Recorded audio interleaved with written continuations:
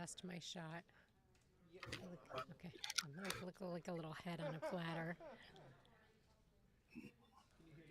Yes. Hi, Donegan. Hi, Julie. What's your official title these days, Donegan? My official title is investigative reporter. Okay. Let's see if I can hear you a little bit better. Mic check, mic check, mic check. Donegan. Yeah, I guess it's okay. I can still hear myself, but that's okay. Like on a Hopefully, I get my delay. numbers right. Yeah. Do I have like 1 minute? Do we have something? Okay.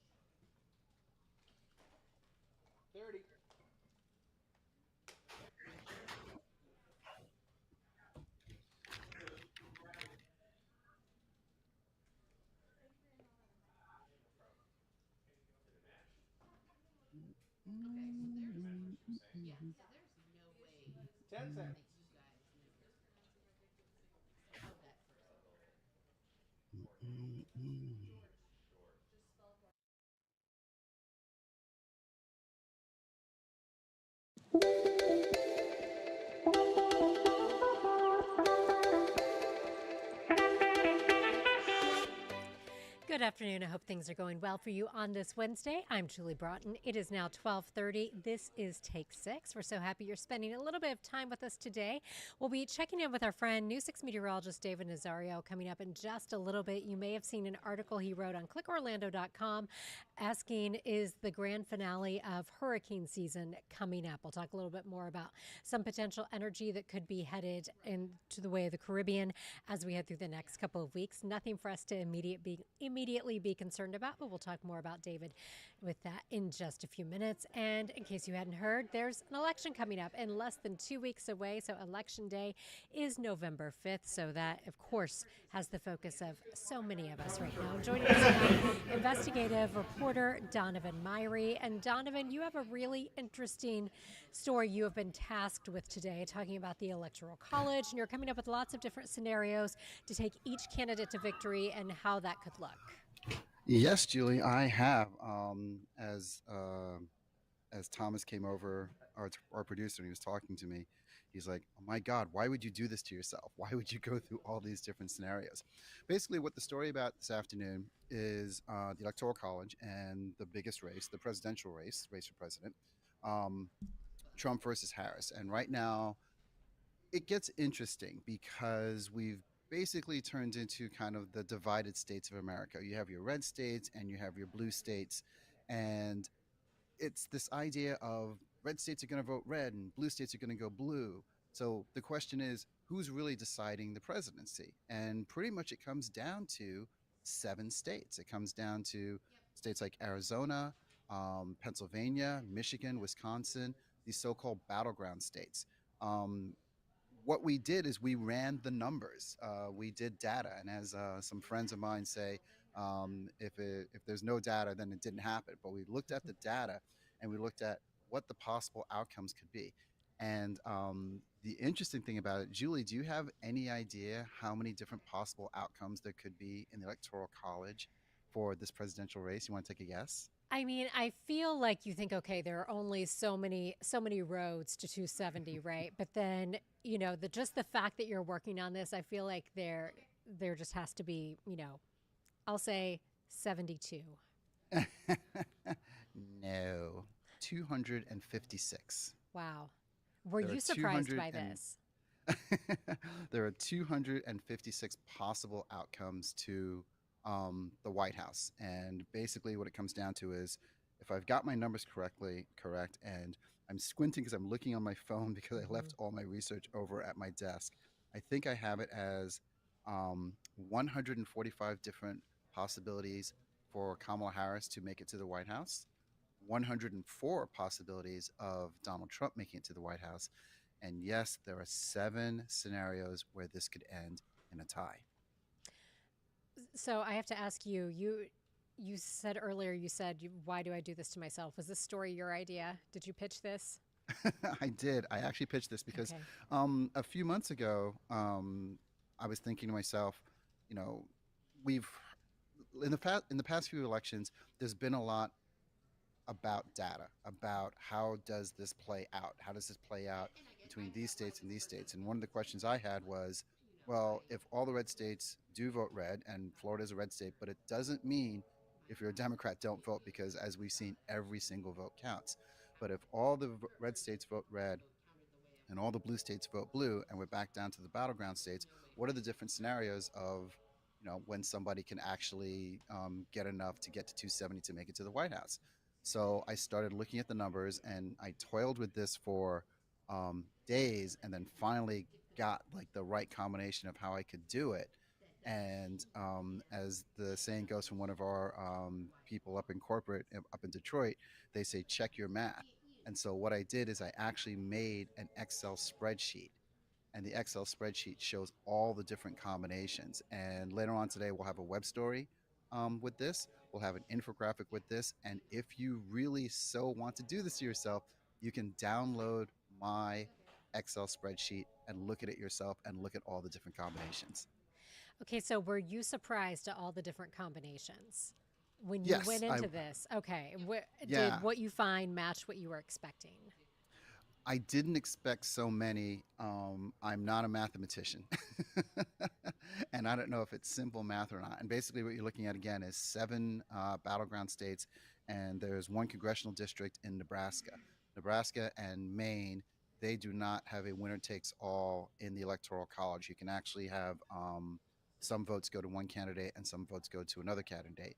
And in fact, in the 2020 election, Biden stole, they say stole, but Biden basically came in and took one vote out of Nebraska's, I think it's their second congressional district, which is in the eastern part of the state. And he basically took that one vote. Now, one vote doesn't sound like a lot in electoral college, but let me tell you, that one vote makes a big, big difference. It's one of the reasons that we end up with different scenarios of ties and things. We have some scenarios that you can see in that spreadsheet where a candidate only wins by two votes. So it can be really, really, really close. So, to go back to answer your original question, yeah, I was really surprised. And I was really surprised as I was working through the numbers at how many different ways all this can work. And it's interesting.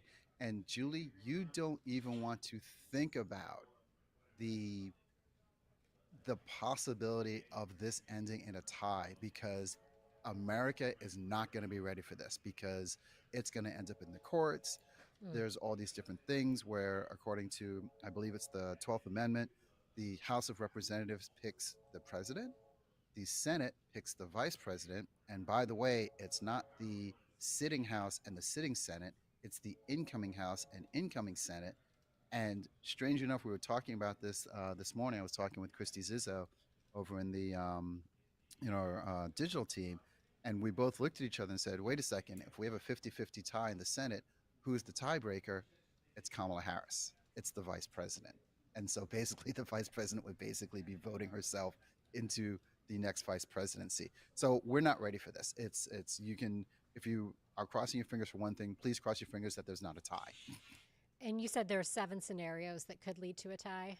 There are seven scenarios that could lead to a tie. Yes, there are. So, percentage wise, literally, Thomas, our producer, had to pull me over from my work and say, like, hey, it's time for take six, because I was literally working on what the percentages is for the 145, 104, and 1. And I really believe I got it right for 145. It's either 145 or 149 for Harris.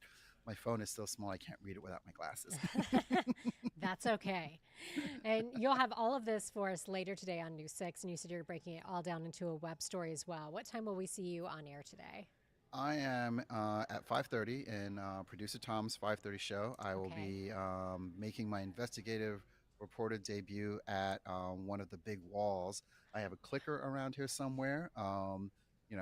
We said, "Hey, are you going to wear a suit?" I'm like, "I don't think I can do this in a suit." So you actually may see me like Steve Kornacki style with my sleeves rolled up, just in a shirt, basically pointing and and touching walls and things like that. It Tune in because this is going to be interesting because it's my first time doing it in a long time. Okay, that sounds very athletic if you think you can't do it in a suit. So I'm very curious now. I was curious about the information. Now I'm curious about the presentation as well. Well, thank you, Julie. Wish me luck. I'll be there in the studio cheering you on. I'll be doing weather at 5:30. So and I have my own clicker, so I feel it for you. All right, Donovan, thank you so much. Thank you, Julie. All right, so that will be coming up with Donovan Myrie at 5:30. Now, coming up in just a few minutes, we are going to take a short break, but when we get back, we're going to check in with News 6 digital meteorologist David Nazario, talking about an article you may have seen that he wrote on clickorlando.com about wrapping up hurricane season and what we are expecting for the rest of hurricane season. Stay with us. We'll be back in about 2 minutes.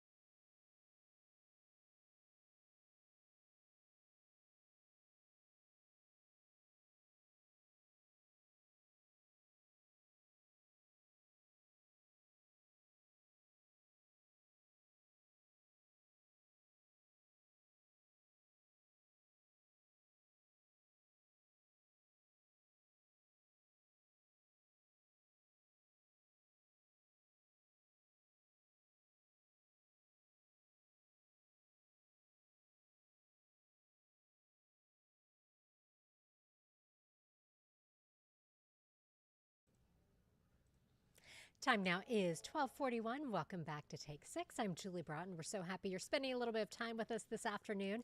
Now, as you know, it is still hurricane season. Hurricane season doesn't officially wrap up for us until the end of November. November 30th is the last day. And so that means that we still, although we're quiet right now, need to keep watching things very closely. And News 6 digital meteorologist David Nazario joins us now. And David, you wrote an article that is doing really well on clickorlando.com. A lot of people super interested in this, talking about what could potentially be the finale of hurricane season. That article I was just reading out there a few minutes ago, talking about some of the different things that we look for as we are continuing to forecast as we head toward the end of hurricane season. I know Thomas is running over right now to check in with David and make sure that he is all set, but we are looking at some of the graphics that he put together for this. Now, again, right now, the tropics looking nice and quiet for us, so no major concerns, but we do look at some tools. There's David, and there's Thomas live in the background of David's shot for us as he's waving. Hi, David. Can you hear me? I think he is still getting set up over there. He is just across the No, hall. we are all good. Oh, there you are in your beautiful new streaming studio. This has been Jonathan's baby, so it's always so nice to see the beautiful streaming studio that you guys have. So I was just talking about your article that you wrote that a lot of people are really liking on clickorlando.com about some of the different things we watch as we're looking out long range when it comes to the tropics. And I know you put together some stuff to talk about that for us. I did, absolutely. And I want to go ahead and as we segue on over to the first graphic, just want to let everybody know out there who's tuning in. When I use the terminology grand finale, I want to emphasize that this is in terms of just the large scale environment. And what I mean by that is from the top to the bottom of where weather is observed in our atmosphere, that is typically when we want to find all the ingredients for favorable tropical style conditions. So as you can see here, courtesy of Climate Prediction Center, they have actually elevated the West Caribbean to a above 40% chance for tropical cyclone formation as we go through the dates of October 30th through November 5th. And essentially what this means is it's just going to be one of those sources or one of those source regions to which all the ingredients that we would typically need to produce a tropical storm or let alone a hurricane are more than likely going to come together. So that's kind of what the article is talking about. I saw some comments on social media mentioning, we're going to have explosive development or there's more storms, more Florida storms. That's not what we're emphasizing at all, folks who are tuning in right now. Is it just looks like in terms of the rest of the hurricane season, as we get to the final 30-ish some odd days with the approach of November, that is going to be the spot to where if we're going to see any more named storms, it'll likely be down in that area. So we'll go ahead and move right along. I'll show you what I have built in up next.